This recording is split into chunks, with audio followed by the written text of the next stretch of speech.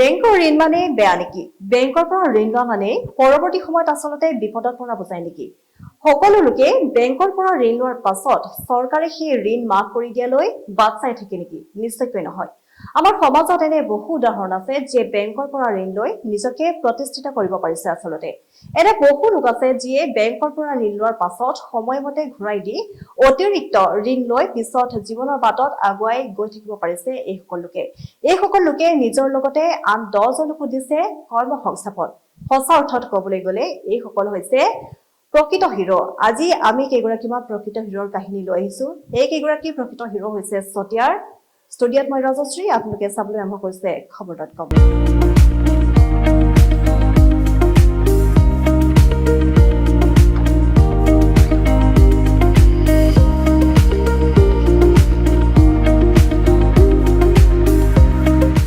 বেংকৰ ঋণ মানে বেয়া নেকি?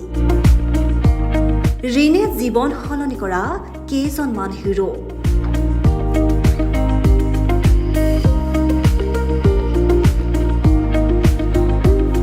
বেংকৰ ঋণ বুলি ক'লে একাংশই হাত জাপ মাৰে।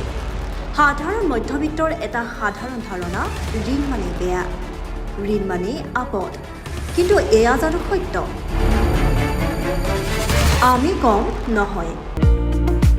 বেংকৰ ঋণ লৈ আৰ্থিকভাৱে সফল হোৱাৰ লগতে স্বাৱলম্বী হৈ আনকি সমাজৰ আন 10 জনকো সংস্থাপনৰ বাট দেখুৱাব পাৰি। তাৰ বাবে লাগে কেৱল একাগ্ৰতা, সঠিক পৰিকল্পনা। সমান্তৰালভাৱে লাগিব সময়মতে বেংকৰ ঋণ পৰিশোধ কৰাৰ মানসিকতা। আজি আমি লৈ আহিছো বেংকৰ ঋণ লৈ হিৰো হোৱা 3 গৰাকী সফল ব্যক্তিৰ কাহিনী। বন্ধন বেংকৰ ঋণে জীৱন সলনি কৰা চতিয়াৰ 3 গৰাকী ব্যক্তিৰ কাহিনীয়ে আপোনাৰ মনলৈও আনিব আশাৰ সঞ্চাৰ। 3 গৰাকী সফল ব্যক্তি বাবুল আলী, কবিতা কাকতি আৰু ভুৱন বৰুৱা। কৰ্ম কৰি জীৱনত আগুৱাই যোৱাৰ অদম্য হেঁপাহ এওঁলোকৰ। ভবামতে ফল লাভ কৰিছে এইসকল ব্যক্তিয়ে। এওঁলোকৰ সফলতাৰ আঁৰতো আছে আন এক শক্তি। সফলতাৰ আঁৰত আছে যেন আন এক সাহসৰ প্ৰতীক। পিছে কি এওঁলোকৰ সফলতাৰ আঁৰৰ ৰহস্য? কথাতেই কয় বোলে কৰ্মই ধৰ্ম। কৰ্ম অবিহনে জীৱনৰ যেন কোনো মূল্যই নাই। আজি আমি আপোনালোকৰ মাজলৈ লৈ আহিছো এনে 3 গৰাকী ব্যক্তিৰ আঁৰৰ কাহিনী। মনত অজস্ৰ হেঁপাহ লৈ কৰ্ম কৰাৰ মানসেৰে জীৱনৰ বাটত ওলাই আহিছে এওঁলোক। ভবামতেই সফলতাক স্পৰ্শ কৰিব পাৰিছে এই কেইগৰাকী ব্যক্তিয়ে।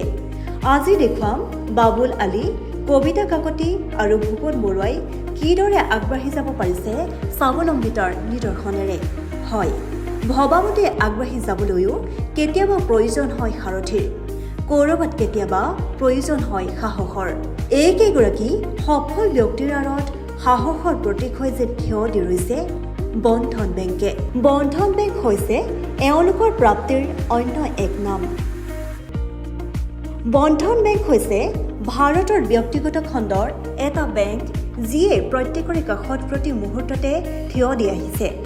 আমাৰ দেশ বা ৰাজ্যখনত বহু নিবনুৱা আছে যাৰ সৈতে বন্ধন বেংক বিপদৰ বন্ধু হিচাপে থিয় হৈ আছে। আত্মনিৰ্ভৰশীল হ'বলৈ অজস্ৰ আশা থকা প্ৰত্যেকগৰাকী ব্যক্তিকে আৰ্থিকভাৱে সকাহ প্ৰদান কৰি আহিছে বন্ধন বেংকে। পশ্চিমবংগৰ কলকাতাত মুখ্য কাৰ্যালয় থকা বন্ধন বেংকৰ পৰিসৰ প্ৰতিখন ৰাজ্যৰ প্ৰতিটো অঞ্চলতেই বিয়পি আছে। আমাৰ ৰাজ্য অসমতো প্ৰতিটো প্ৰান্তত থকাৰ দৰে চতিয়াস্থিত বন্ধন বেংকৰ দ্বাৰাও সফলতাৰ মুখ দেখিবলৈ সক্ষম হৈছে বাবুল আলী, কবিতা কাকতি আৰু ভুৱন বৰুৱাই।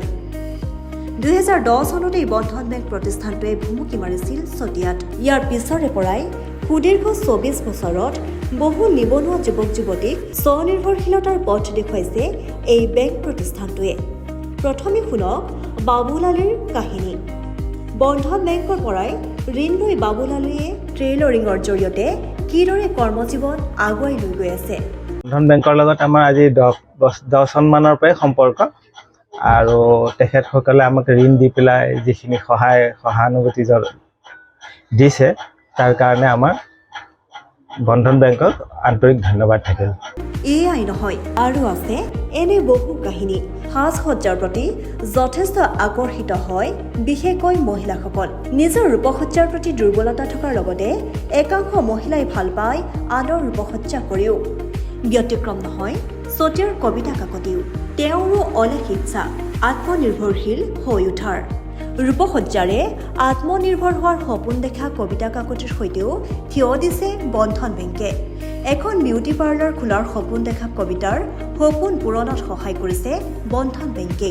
মই 2014 চনৰ পৰা বন্ধন বেংকৰ লগত জড়িত আৰু মই বন্ধন বেংকৰ পৰা ঋণ লৈ নিজে এখন বিউটি পাৰ্লাৰ খুলিছোঁ আৰু স্বাৱলম্বী হৈছোঁ মই। আৰু মোৰ লগতে ঘৰতো এখন ব্ৰইলাৰ ফাৰ্ম আছে আৰু তাৰ পৰা মই বহুতো লাভান্বিত হৈছোঁ। আপোনালোকে বন্ধন বেংকৰ পৰা ঋণৰ জৰিয়তে এইখিনি কৰিব পাৰিছে? হয়, মই বন্ধন বেংকৰ পৰা ঋণ লৈ কৰিছোঁ।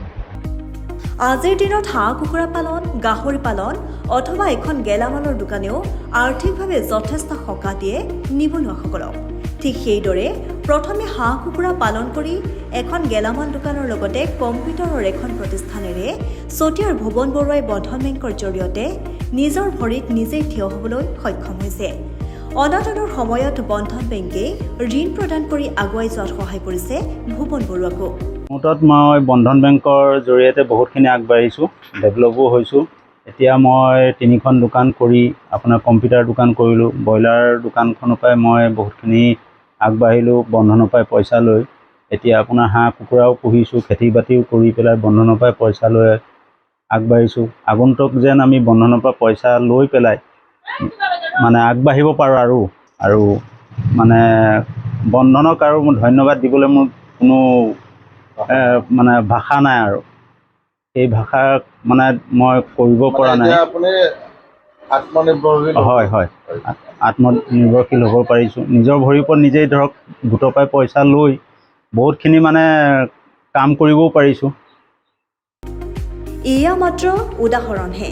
এনেকৈয়ে প্ৰত্যেকগৰাকী ব্যক্তিৰ সৈতে বন্ধন বেংকে বান্ধোনৰ জৰিয়তে আগুৱাই লৈ গৈছে সকলোকে। এইখন সমাজতে এনে বহু লোক আছে যিয়ে বেংকৰ পৰা ঋণ লৈ সঠিক সময়ত ঘূৰাই দি পুনৰ অতিৰিক্ত ঋণ লৈ আগবাঢ়ি গৈ আছে। নিজৰ লগতে আন 10জনকো দিছে কৰ্মসংস্থাপন। এইদৰে বহুজনে বন্ধন বেংকৰ জৰিয়তে আজিৰ দিনত নিজকে প্ৰতিষ্ঠিত কৰিবলৈ সক্ষম হৈছে। সঁচা অৰ্থত ক'বলৈ গ'লে এইকেইগৰাকী হৈছে সমাজৰ প্ৰকৃত হিৰো।